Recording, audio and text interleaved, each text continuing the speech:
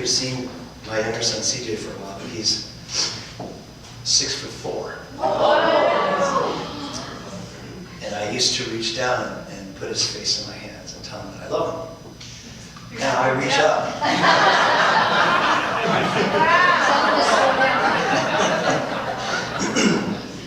So my son had his hand, the platelets in his hand checked, and they say he's going to be 6'9". So, but I do, as he's 16 years old, I still do take my hands on his face. Tell him that I love him. In the summer of 1973, I was in 3rd grade, and my older brother was in 6th grade, and I lived near Detroit, Michigan, in a place called Birmingham, Michigan. And in the backyard, we had this creek that ran through the backyard. It was like maybe 20 to 30 feet wide. In most spots, it ran about ankle deep to knee deep. And we went frogging and crawdadding, and there were giant turtles in there. And we just had a blast in this creek. Well, in the springtime in Detroit, all the snow melts. And that creek would become a raging river. And then it would overflow. And along that river, there were sustaining walls made of cement that they would pour to help keep it from wearing away the wall of the river when these floods came. Well, anyway, springtime came, the snow melted, and it not only went above that wall, it spread out into the field behind our house. And all of a sudden, we had a giant lake. So it became 50 yards to 100 yards wide. Just a giant lake that we could play in and swim in and run around in. But the middle of it, you could see the current. You could see this raging river running right through the middle. And it was raging.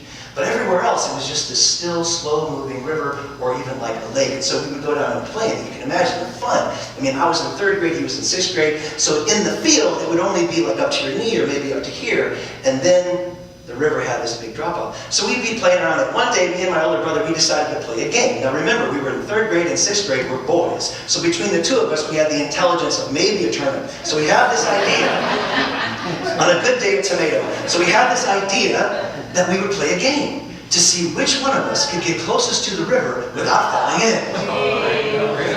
Remember, we were boys, 3rd, 6th grade, average intelligence of a household daily appliance. So there we are, walking through the water, and I'm in front. So I'm beating my older brother. What more could you want? So I'm in front, I'm getting closer. Now we had a rope swing that had a tire on it, and I got near that rope swing, so I knew we were getting close to the edge of the river. But you couldn't tell where exactly it was, but you could see this raging current out in front of me. And I thought, my brother's a few steps behind me. I thought, I can take one more step. So I took this one final step. And I disappeared into the river, and it was black, dark chocolate black water, and I couldn't see a thing. And I felt my legs get sucked into this current, pulling me out. I came up, and there in front of me was a metal bar out in front of me, so I reached out with my hand, and I grabbed the hold for my life. So now I'm holding onto this metal bar. It was a part of the lath. A lath is like a matrix of metal that they use to pour cement, right? Well, in some areas, the cement had worn away. And so the reason I fell in is because the cement had worn away there, and along the river was like this, but the cement wore away, and so that water was wearing away at the ground, so it came in like this. So I fell into a little eddy above my head, then I got sucked in. But that lath, that piece of metal, was still sticking out into the water, so I grabbed that thing and I held on. The current was so fast that my body was on top of the water skimming, like this. My face in the current, water coming in. I'll never forget the feeling of my stomach filling as I tried not to get it into my lungs. I kept swallowing, filling my stomach. Then I got in my lungs. I was coughing, holding on for my life. Then my brother, he saw where I fell in. It was like it was an eddy. So he came up, and I'm out there hanging on, getting pulled down. And by the way, just maybe a few yards down, the river made a hard left corner. That was all trees and logs. And I probably, most likely, would have got pushed right under those logs and drowned. So my brother crawled into that eddy spot where I fell in. Now the water's about up to here on him. He begins to reach for the tire that's hooked to the rope swing, which usually is 2 feet off the ground or so, but now it's touching the water and it's moving a little bit.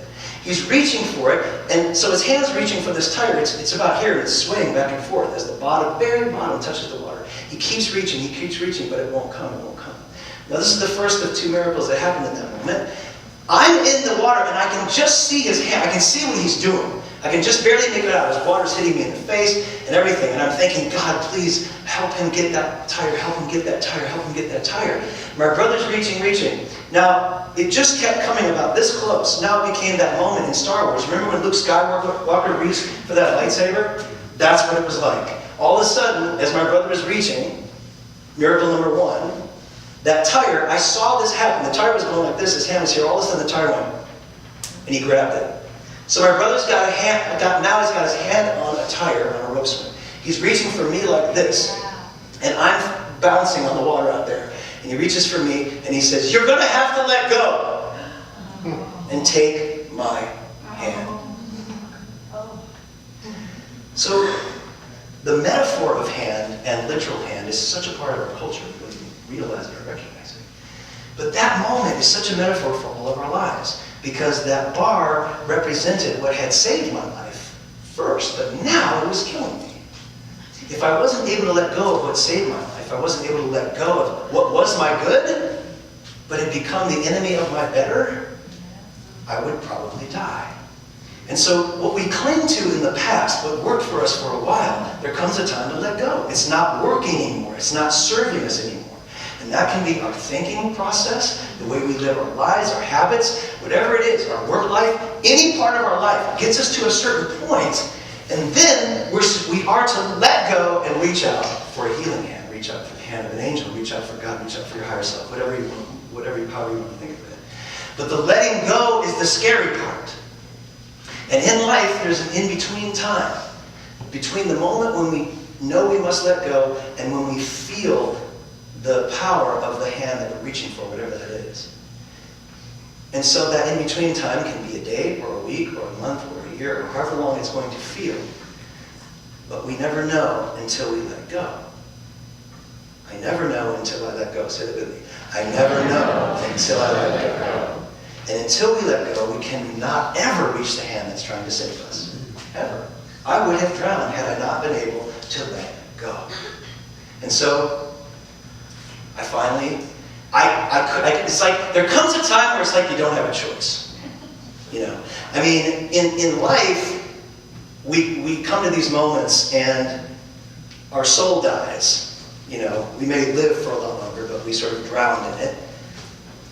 In that moment, I would have literally drowned. So finally, with my last bit of effort, my last bit of energy in my body, I went, "Ugh!" and I grabbed his hand. Now my brother is up to here in water. One hand holding me, his other hand holding a tire. This is the second miracle. Wow. Then he pulled us both up out of the water. He's not an Olympic gymnast. Somehow, we talk about this to this day, we talk about this. How did you do that? What happened? Well, we'll get to that more in a little bit as we continue to celebrate the power of the hand. And so the hand is so magnificent, it's so amazing, it plays such a part of the development of our consciousness of our life. We're not really aware of it. But today, we're going to dive into it because it's this truly miraculous thing. But everything about our body, all of it is a miracle. And so it's just to love ourselves. Today the idea is to love ourselves more deeply through the power of our hands. We want to love ourselves. So I love my body. Say that with me. I love my body. Say it again. I love my body. You see, when we say we're created in the image and likeness of God, or spirit of that energy, then we are that. Okay, so we're a drop in the ocean. Think of it as we're salt water, just like the ocean. If we don't love ourselves, we don't love the ocean. Right? So if we don't love ourselves, we're not loving the Holy Spirit. We're not loving God. So loving ourselves because we're a drop in that ocean is loving God. I am that. I am that. I am that. And so today, through the power of our hands, I hope that we leave here loving, cherishing, being in awe of who and what we are more maybe than we ever have before. Because there are two things that exist. There's two things that separate us from all of the life forms that we know. Can anybody name those two things? Yeah, say it. Consciousness. And the thought. The brain. Okay, that's right. Well, it's our hand. That's it. It's the development of our brain and the development of our hand. That's it. The two things that separate us. But here's the thing. The two are so profoundly connected. I think you'll be amazed, as I was, as I did this research for today. Truly amazing. So, it's not the opposing thumb. A lot of times people think that, but monkeys and chimpanzees have an opposing thumb. What I'd like you all to do now is hold your hand up, touch your thumb against your pinky, now against your fourth finger right there. Boom, right there. Okay, put your hand down. You just did the thing that separates us from all other life forms. Nothing else, chimpanzees or monkeys, cannot opposably move their thumb in this direction. And this motion has given us a kind of tool, a dexterity, to create what our mind envisions. You see what I'm saying? And it has been shown, I read all about this, archaeology and everybody who studies evolution and all that, that the development of the hand actually is a reflection and developed our mind. That the use of our hand made synapses fire in our brain, which developed our brain. And as our brain developed, the dexterity of our hand began to grow, and the two began to create and create and create. So the evolution of our very being is from the hand. It's a chicken or the egg. Which came first? The development, the higher consciousness, or the development of the hand, the dexterity of our hand. And so when you moved your hand this way, you moved 29 bones, 123 ligaments, 34 muscles, and approximately 60 arteries, just in moving one hand. Now listen to this. 1/4 of the motor cortex function of your brain, 1/4 of your brain, the motor cortex function, is dedicated to your hands. 1/4, which means 1/4 of your brain is dedicated to 1/50th of your body. That's how powerfully connected our mind is, our brain is, to our hands. They work in conjunction. Now, hand has become such a metaphor that we have all these different definitions of it. I just put a few of them down. Listen to this. Hand, to place into custody of somebody, is to put them in your hands. The ability to do something. One's ability is your ability to handle something. A hired laborer on a farm is called a hired hand. A member of a cruise ship is a hired hand. All hands on deck. A position given by its location is called its hand or its handle. A rotating pointer on the face of a timepiece is called a hand. A round of applause is to signify approval is a hand. And I think our hands are so magnificent they deserve a hand. Let's give our hands a hand. Come on, give it up for your hands. A unit of length equal to 4 inches used in measuring a horse is called a hand. One or two sides of an issue on the other hand. Physical assistance. Can I give you something written is often said hand. The cards held in a game given at any time is called their hand. Now I'm going to show you what I believe is the most amazing thing of all about the hand. Woohoo! Look what I can do with my hands. It's amazing. Most of us can hold our body weight with just our hands, which is that like 50th part of our body, but the strength and the power of it to actually hang and hold our weight. It's amazing. Whoa.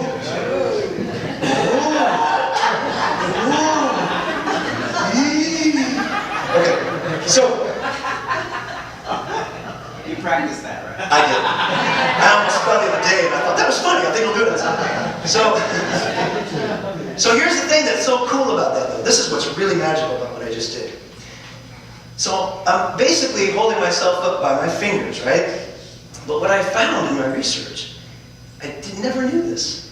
Our fingers have absolutely no muscles. Look at them move. How does this happen? There's no muscle in there whatsoever. So the hand is actually called the remote. They call it the remote of your mind. It's a remote control of your mind. Because as our brain sends electronic impulses to our hand, there's no muscle going there. So that's where the electronic impulses go. It's just hooked to ligaments. So the ligaments go up your fingers, and there's some muscles down here, but most of it's all down in your arm. And they connect to the ligaments and move your hand. There's no muscle there. So they're called the remote control of the brain. So they're kind of like a puppet to our brain. They move. The question is then, what are we moving with our brain? What are we puppeteering in our lives? So all this hubbub about the hand goes even deeper. Sir Isaac Newton, considered truly to be one of the greatest geniuses who ever lived, top 10 brilliant people who ever lived. Isaac Newton said this: "In the absence of any other proof, the thumb alone would convince me of God's existence." Jacob Bronowski, who's one of the most brilliant people who ever lived in the 1900s, was a mathematician, biologist, historian, scientist, theatrical author, poet, and inventor, said this: "The hand is the cutting edge of the mind." Robert Marcusson, who's one of the world's leading hand surgeons, said this: "The hand," and this is a surgeon scientist, he's worked with hands so much, he believes this and says this: "The hand is the lightning bolt of the soul." The hand is the lightning bolt or the lightning rod of the soul. So everybody take your hands, put your drink down. Everybody take your hands, rub them together. You knew this was coming. Rub them together. We're going to rub them for like 20 seconds. Now, stop. Now, go like this. If you're like me, you can feel it like you're packing a snowball. Can you feel that? It's electrical impulses. There's power moving from your hands. Just go like this. You can feel, I can. How many of you can feel that? Can you feel that? I can feel it a lot when I do it. Just power moving from your hands. So think about now think, the lightning rod of the soul, okay? Think about all the miracle workers that we've ever heard of in our life. Ever. From Jesus all the way through history. Where's the miracle coming from? Every time. The touch of the hand, through the power of the hand. And now this doctor is calling them the lightning rod, the lightning bolt of the soul.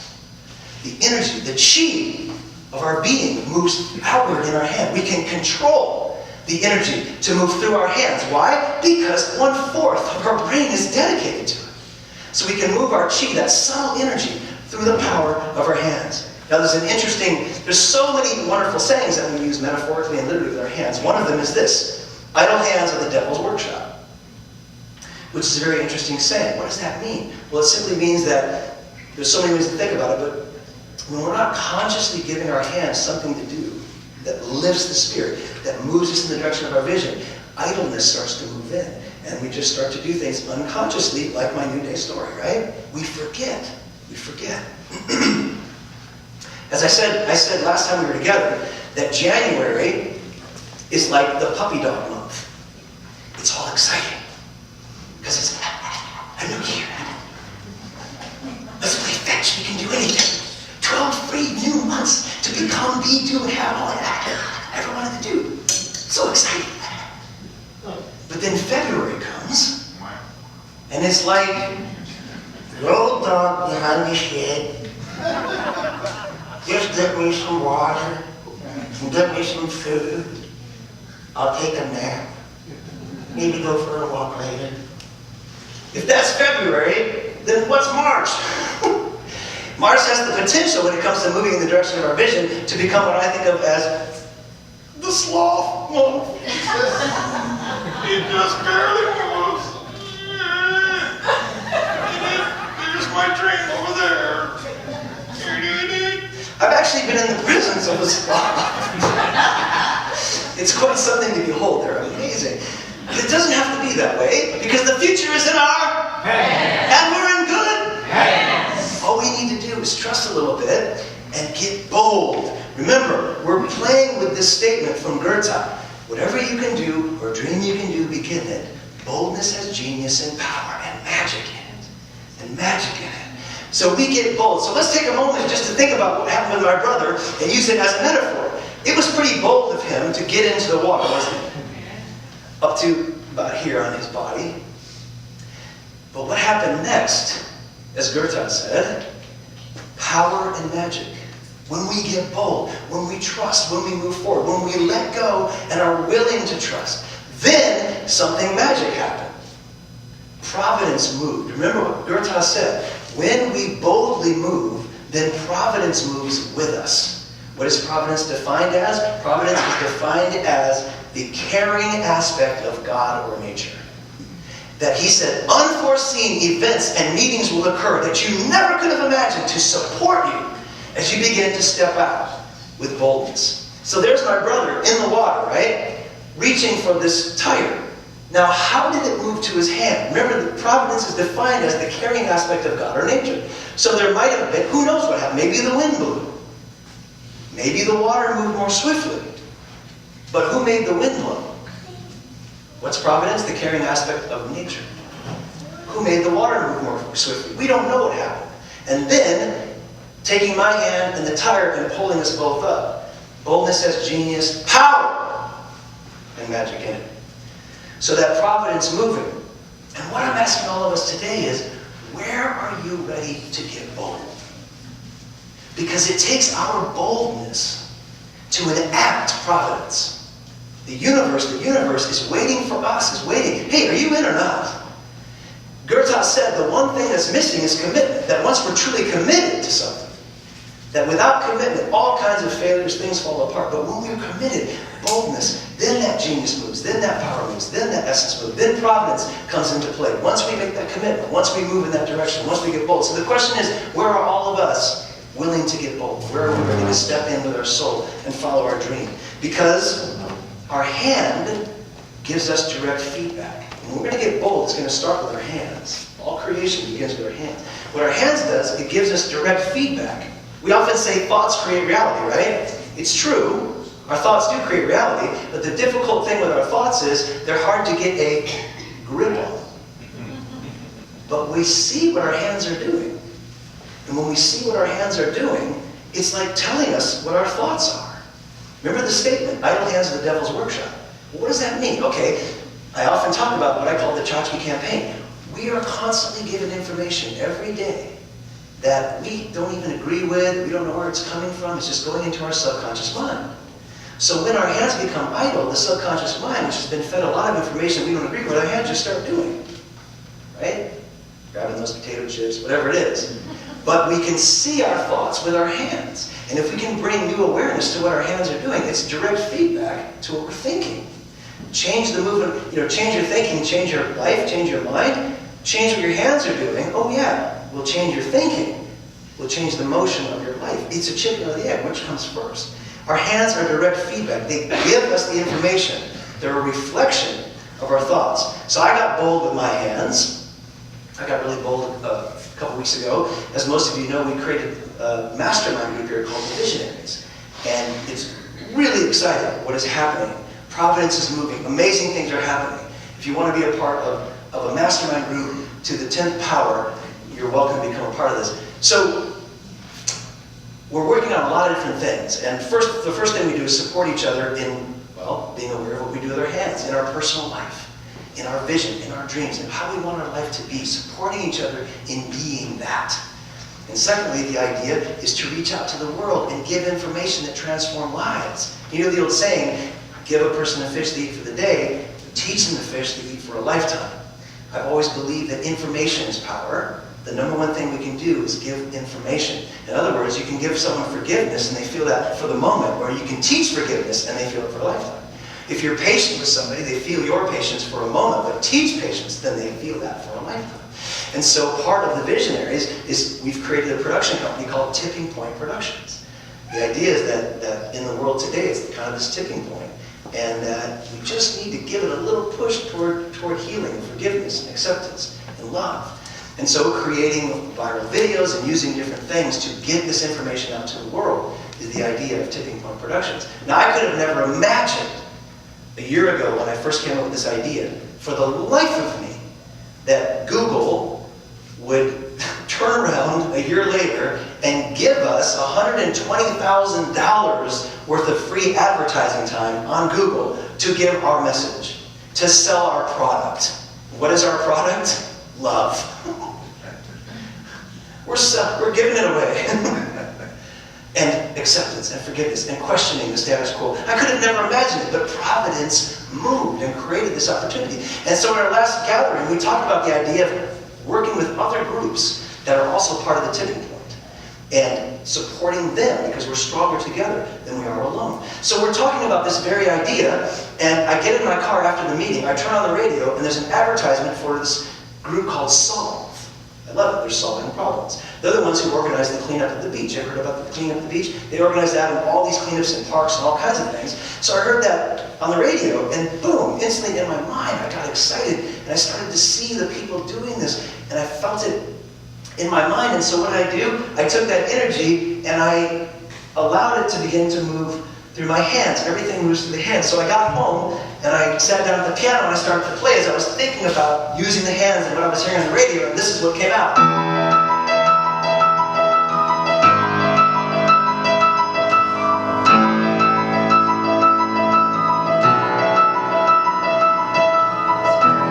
I just kept playing that. That, of course, came into existence through my hands, from my mind through my hands. Then after that, I used my hands to write an email to the CEO of Solve.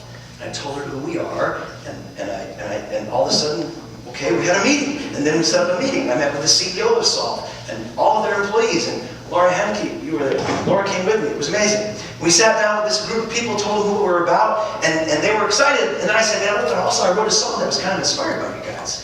And they were like, really? I said, yeah, it's kind of inspired by you guys. Can we hear it? And I was like, well, it's in my iPhone. Can we plug it in and play it in these little speakers? And I hate that. My ego hates that. Little speakers. We're going to hear you. So we started. I want booming speakers. Yes. These little speakers. So we plug in my iPhone, play this song. I was like, however, you could feel the energy and the power of it and everything, even through the little speakers.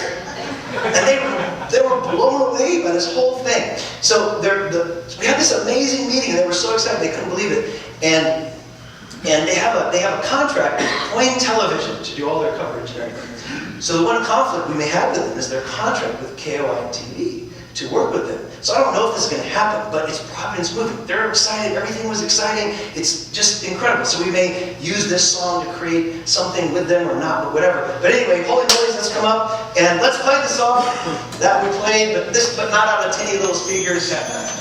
See if you can keep up with this. It's difficult and amazing.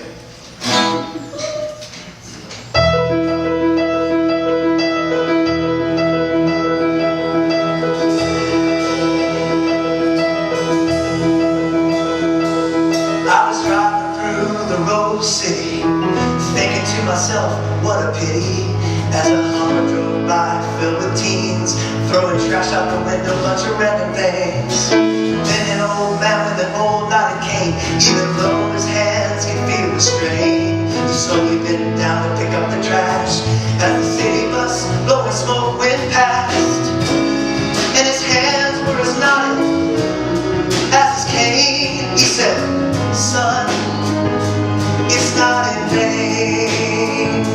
He said, we got a problem we can't solve. The human race will evolve if every one of us would just pick up one aluminum can, one bottle of glass, one paper or plastic bag, a cigarette butt, a burned out match, a discarded pair of shoes or a broken down sack, a rubber tire, or an old flip phone, a misplaced 4-inch construction code. A Barbie doll may have lost her head, a rusty old springs from a burned out bed. Yeah, there's a lot of junk spread across the land, but it's not so bad when you do the math. We got 14 billion, 14 billion, 14 billion hands. And he said, you could see the world so clean, the water, air, and the grass is pristine, so the children can play on their hands and knees, and all the fish are mercury. And children read about things like acid rain, and they wonder how we ever could have been so insane. And the ozone layer protects us from the rays, so it's always safe to run naked on sunny days. Okay, I know we're not quite there. We might have to do a little more than your share. Some of us, we got to pick up the slack, cause some don't yet understand the impact. We got a problem we can solve. The human race will evolve. One day every one of us will pick up one.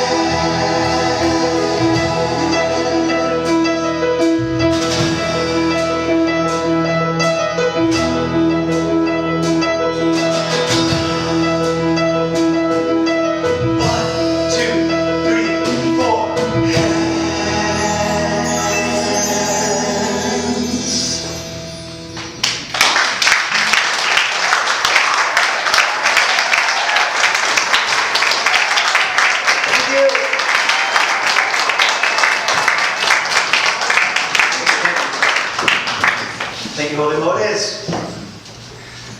So Michael Bridge said this: when our eyes see our hands doing the work of our hearts, the circle of creation will be complete.